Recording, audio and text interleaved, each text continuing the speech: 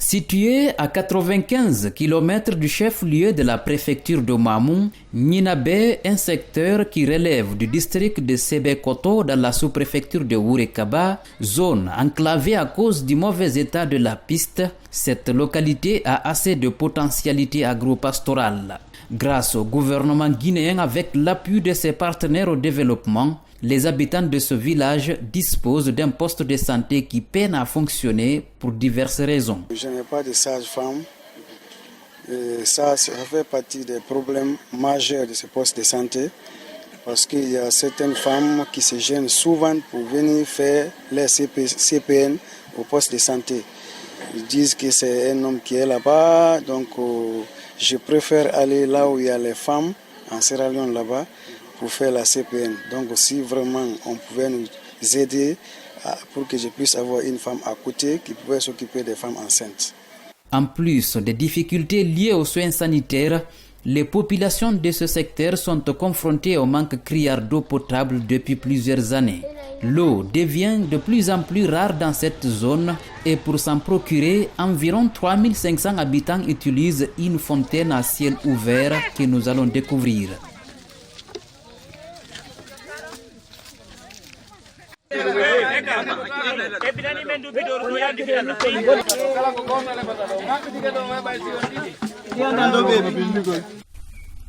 Hakunderi ɗo ndi pop wiya fayda ɗo ha Bogoreto ndiyam ala. C'est ici que tout le monde s'approvisionne en eau, même les villages environnants. Il n'y a pas d'eau. On peut puiser jusqu'à ce que la fontaine tarisse. D'autres ne gagnent pas parfois.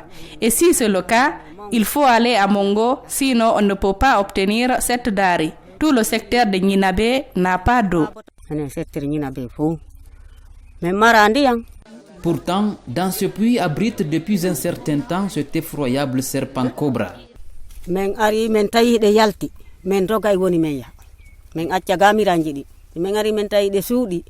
Quand on trouve le serpent ici, on s'en va et on laisse nos bols ici. S'il n'est pas là, on pise. Et quand on le fait, il sort de sa cachette. Nous vivons comme ça ici. C'est cette eau de cobra que nous consommons. Un jour, un enfant est venu piser de l'eau et le serpent l'a agressé. Heureusement, il a survécu quand on l'a amené à Fulamansa. Je suis venu chercher de l'eau, mais je n'ai pas eu. Et nous sommes nombreux qui partiront sans l'eau. Quand beaucoup de gens puisent, la fontaine tarit. Cette eau, impropre à la consommation, provoque des maladies hydriques dont la diarrhée, nous fait savoir Maurice Solano, chef du poste de santé de Gninabe. Depuis que moi je suis venu ici, je suis allé voir même l'eau là. Vraiment, j'ai compris que c'est une eau qui n'est pas potable. Une eau qui a des impacts sur la population, sur la santé de la population. Les 90% des enfants que je reçois de moins de 5 ans viennent pour les problèmes de diarrhée.